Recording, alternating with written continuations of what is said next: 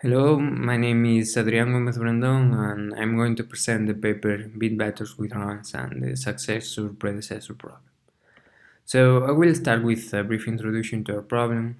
And nowadays when we are looking for some topics on the internet like data compression, we use our favorite search engine and type those terms, and in less than 1 second it returns us a bunch of results.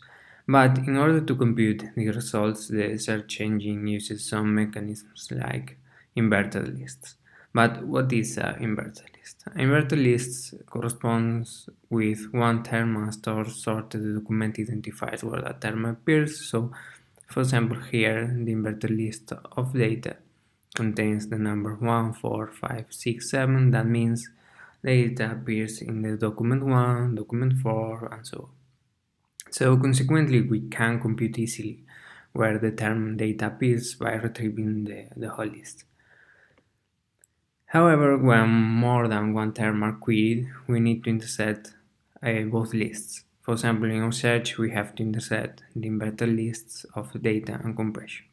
And in order to solve that intersection, first we access to the first element on the first inverted list. In that case, it's a 1. And we look for a number greater or equal to 1 in the second list, in the list of compression.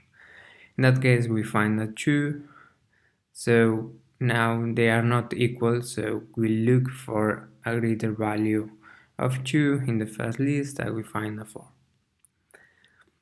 Again, we look for a greater or equal value to 4 in the list of compression, and we find another 4.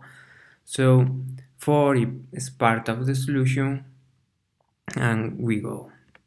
Then we find 5, and we look for a value greater or equal to 5 in the first list.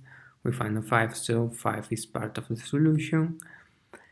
And we go at 6, we look for a value greater or equal to 6, we find a 8, and we look for a value greater or equal to 8, and we don't find anything. We reach the end of a list, so we finish. As we can observe, this algorithm allows us to skip to scan some parts of the inverted list, but we need a mechanism to find an equal or greater value in the remaining lists. That is known as the successor and predecessor problem. Therefore, we have two operations: successor, that returns the minimum value greater or equal than a given value, and predecessor, that returns the maximum value lower or equal than a given value. For example, in this list, the successor of 6 is 8, and its predecessor is 5. It can be modeled on a bitmap that sets to 1 the bits that correspond with the identifiers of the documents. In that sample, for example, we can observe as the bits 2, 4, 5, 8, and 9 are set to 1 because are the values of the inverted list. And we can solve both operations computing random themselves. For example, if we want to compute the successor of 6, we start by counting the number of ones up to 6 minus 1, which is 3, with a rank in constant time. And then we select the next one. That means we select the fourth one by using select. And we obtain that the successor of 6 is at position 8. Similarly, we can solve the predecessor, but instead of sum 2, 3, 1, we only run the select over 3, and we obtain the 5th position. In our case, we focus on solve successor and predecessor on bit-vectors with runs. That means a run is a sequence of consecutive bits with the same value, so our bitmaps are of this type. We have a first run full of ones, the second run is full of zeros, third run is full of ones, and so on. And finally, we have k runs. This kind of bitmaps can appear in different domains like inverted lists. For example, different pages of real estate company can produce runs on the inverted list of the term house. And another domain is the representation of moving objects, whose bitmaps mark the time instance when an object is moving. So in our paper we propose a method to solve successor and predecessor in constant time and exploiting their runs for compression. So in the background we can observe different types of bit vectors. For example, the first one is the plain bit vector, which can solve both operations in constant time but requires n bits. Then we have the third order bit vector, which compresses close to the zero order entropy.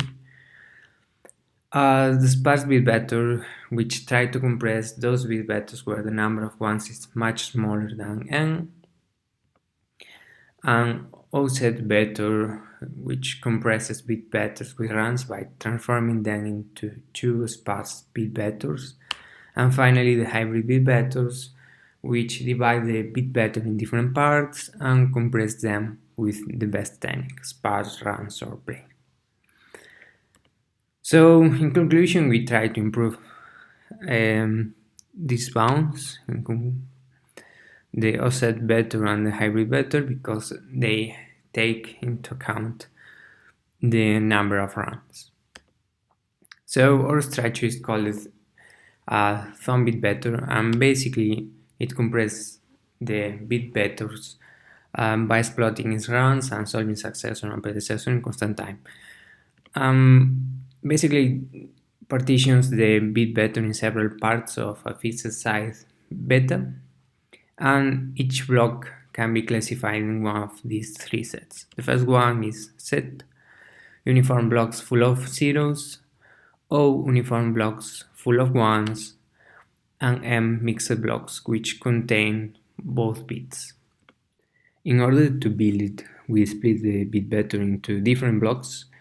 In our case, we divide it into blocks of size 2, and each one is classified in the corresponding set. For example, x1 is full of 1, so it belongs to O. x2 is mixed, so it belongs to M, and x3 is full of zeros, so it belongs to Z.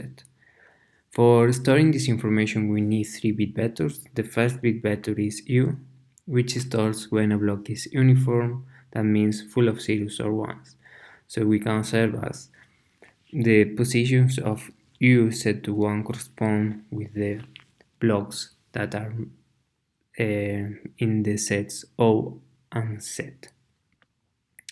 And then we have the bitmap O, which stores when a block contains at least 1 bit set to 1. So it maps with a 1 those blocks which belong to O or M. And finally we have M, which stores the information of the mixed block, preserving its order. For example, the first 2 bits correspond with x2, the next 2 to x4, and the remaining ones to x6.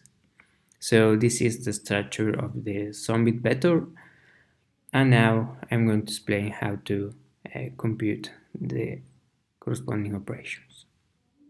So in order to solve the successor of 2, we know that 2 corresponds with the first block, and we can observe that that block is uniform by checking the U bit vector. And as we can observe in the O bit vector, it contains at least 1 bit. That means that block is full of ones, so the solution is 2.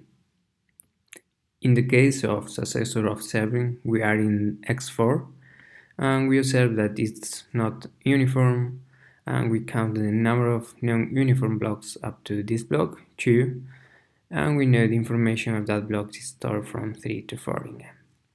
As 7 corresponds with 3 in M, we compute the successor of 3 in M, and we obtain the position 4. And that position corresponds with 8 in B because 3 is the start of the block x4, which starts at position 7. In order to compute the successor of 4, again we check the block. In that case it's a mixed block, but it is the first mixed block, so it starts at position 1 on M and ends at position 2. So now we observe that the position 4 of B corresponds with the position 2 of M, so we run successor of 2 in M, and we obtain the position 4 of M. As we can observe, the information of the next one is stored in a next block, so we have to jump to the next block with ones. In order to compute the next block with ones, we know that we are at the second block, so we run successor of 2 plus 1 in O, and we obtain that the next block with ones is the x4. But in order to solve correctly successor, we need to know the type of the new block. We observe that it is mixed and start at position 3 of M. So as the next one is at position 4 and the second block starts at position 7 in B, the result is the position 8 of B. In case that the block was full of ones, the returned position will be 7 because it corresponds with the first position of that block. In our paper, we show that the optimal value of beta is square root of n over k, so the total space requires big O of a square root of kn bits.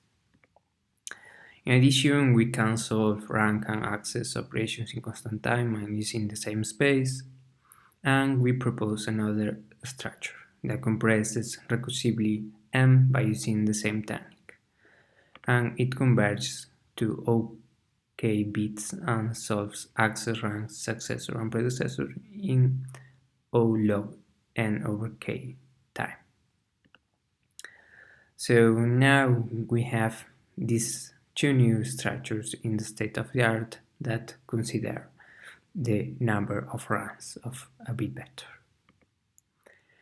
In order to evaluate this structure, we compare the different operations like successor, access, or rank, or two structures, zombit and zombit-drag, against the different structures of the state of the art like plain, Raman Raman Rao, rec rank, SD array, offset-vector, and hybrid-vector.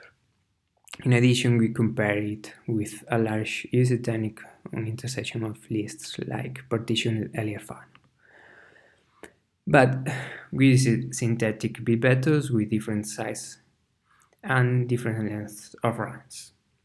So first, we have to notice that the markers of the plot are bigger when the length of the runs increases. So if we compare the space of our structures, we can observe that we obtain similar compression ratios compared with the hybrid vector.